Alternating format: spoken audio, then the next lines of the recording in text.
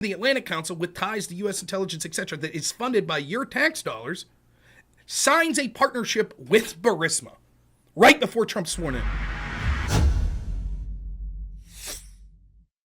Now, the Atlantic Council is very interesting because it's basically sort of the private organization, the non-governmental organization of NATO, right? And so one of the things Mike Benz talks about a lot, I didn't know this exact number, but I knew this to be true. On the board of directors at the Atlantic Council is 7 former CIA heads. I knew there were at least a few. 7. And as Mike Benz says, most people didn't even know there were 7 former CIA directors still alive. What are the chances that they're all on the board of directors of this organization, the Atlantic Council? Now, I've talked about the Atlantic Council in one specific story that I focused hyper on, which was the Burisma scandal.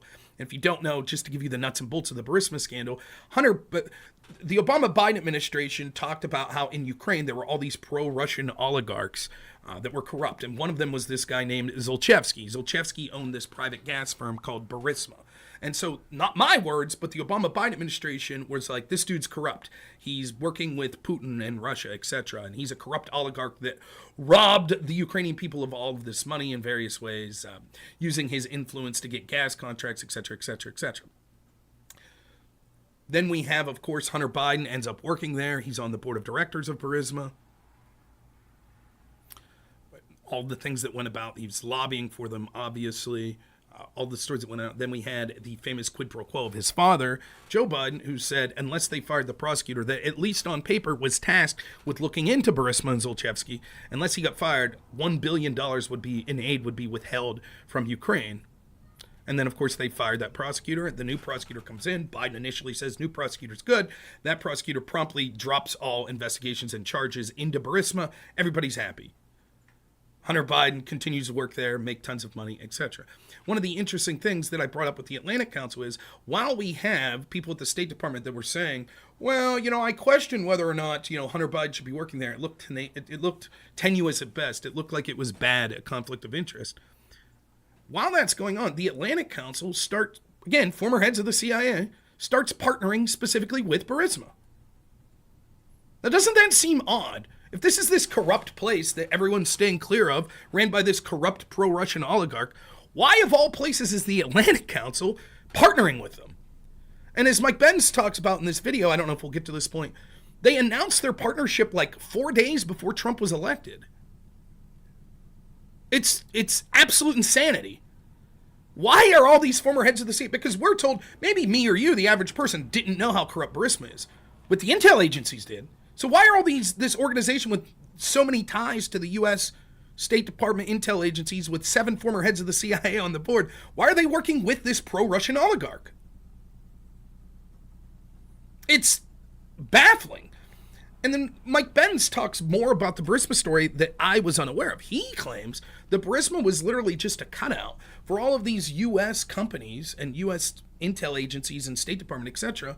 They were the cutout that was designed to basically destroy Russia's dominance of Eastern Europe's energy market. So they have a state Russian Gazprom, for example, is the state energy company of Russia. So they wanted to take Gazprom off. And so the way they did that was they worked with these contracts with Burisma. So you had places like ExxonMobil and Chevron that invested billions of dollars into energy into the Ukraine, particularly in the Donbass and Crimea. And then what happened was after the Maidan Revolution, there was a counter-revolution brought about by free speech, where you had people in Donbass and Crimea that were like, actually, we want to go with Russia.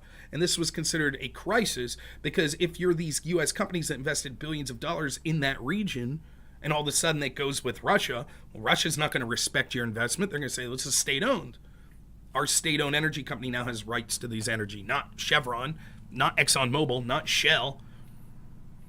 And so they're working in partnerships with Burisma sort of to ensure that Western companies have access to these markets. And this doctrine is being incubated in the Atlantic Council, the military, State Department, CIA back channel of NATO's tank. Think tank, but a lot more emphasis on tank. Again, it's funded by all 4 branches of the military. So let's keep going. Take your own. You come out with your own alternative facts. Distract. If you're accused of something, then you accuse somebody else, either of the same thing or of anything else they can think of. And dismay, you say that if your critic continues down this path, the world will come to an end. Dismiss, distort, distract, and dismay. Let me, just so you understand how corrupt this is, I'm going to show you one other thing real quick. so you understand how evil this all is and can maybe make sense of some of the other things that I've told you guys. Donald Trump took the oath of office on January 20th, 2017. January 20th, 2017 was Donald Trump's first day in office. Do you know what happened the day before? One day before Donald Trump was sworn into office? The Atlanta Council, with 7 CIA directors and annual funding every year from the State Department, the Pentagon, and CIA cutouts like the National Endowment for Democracy, signed a formal deal with Burisma, Hunter Biden's Burisma, signed a formal cooperation agreement. This is the just like what the Wilson Center is and all these other major players in the Telegram censorship story. That again, this is the day before. The day before the oath of office by Donald Trump in 2017, I'm sorry. So if you remember this story, here's what happened, right? Joe Biden issues his quid pro quo at the beginning of that year, forces this prosecutor to be fired. Joe Biden, the U.S. State Department, etc., is saying Burisma is corrupt, Zlochevsky is corrupt, right? Then a new prosecutor gets put in. They say, finally, this prosecutor will get to the bottom of corruption, including things like Burisma. That prosecutor within 6 months drops all charges against Burisma. Joe Biden shows up to the Ukraine, like one of his final acts as vice president, shows up to Ukraine, gives a speech about how proud he is of the prosecutors now doing their best to fight corruption. And then this organization, the Atlantic Council, with ties to U.S. intelligence, etc., that is funded by your tax dollars, signs a partnership with Burisma right before Trump's sworn in. It's surreal. we're going to get to a little bit later here, is because NATO funds the Atlantic Council to achieve on the civilian side what is necessary for the military or statecraft objective. The State Department and the Pentagon are opposing Russia, but they can't just march into Moscow out of a helicopter.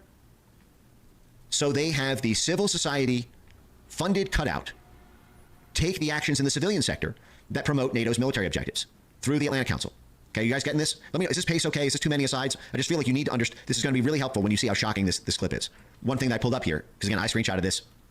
This is Victoria Nuland in December 2013, just 2 months before the CIA-backed rent-a-riot in the Maidan Square, that January 6th, that insurrected the democratically elected president of Ukraine, Viktor Yanukovych, out of power. Just 2 months before that, the U.S. Embassy, at an event, is the head of the U.S. This is the head of the U.S. Embassy. I guess technically she was the Assistant Secretary for European and Eurasian Affairs, but she was that's the regional coordinator. Or was she the head of the embassy? And was it Jeff Pyatt was Deputy Assistant Secretary? Or sorry, was Assistant Secretary?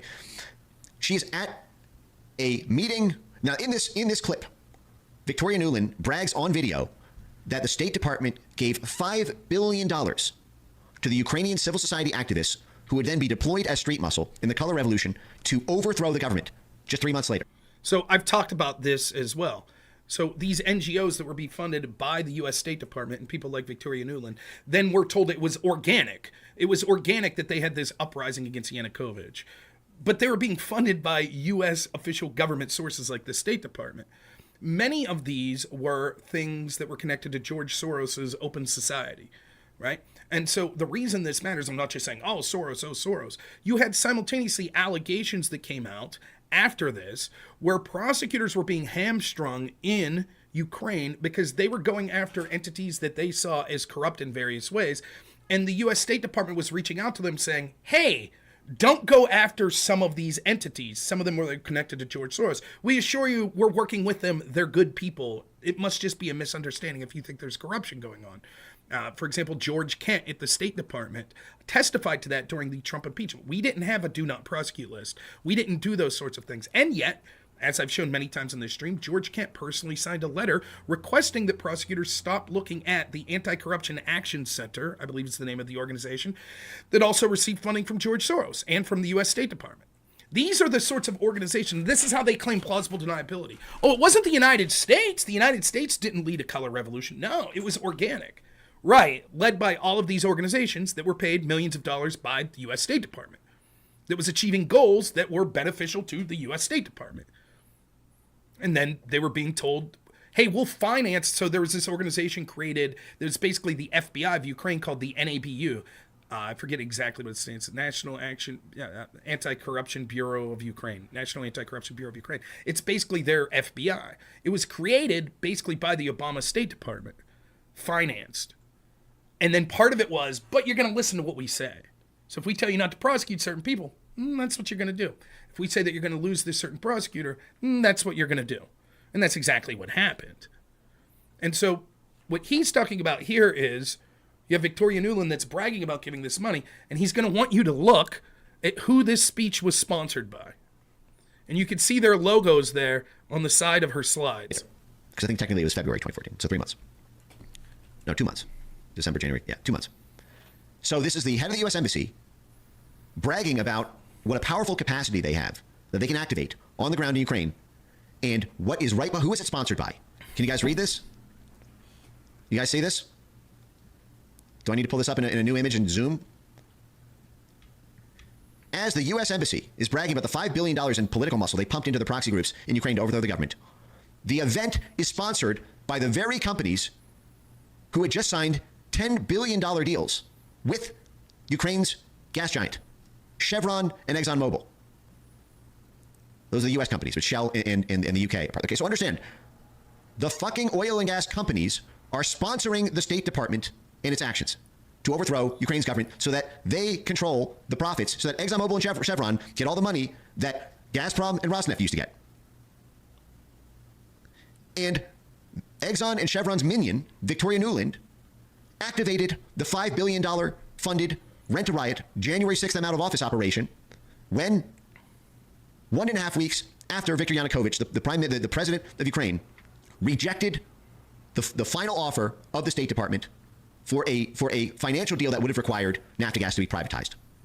Now, he goes into more detail here. We'll skip through this, but again, I'll place this link. I encourage everyone to watch this entire video, right? So he goes into detail exactly how ExxonMobil, Chevron, and Shell, it's sort of this twofold benefit to the organizations that encompass the blob, as he calls it. The U.S. State Department, official U.S. government actions, intel agencies, etc., plus then all of these influences on globalist corporate.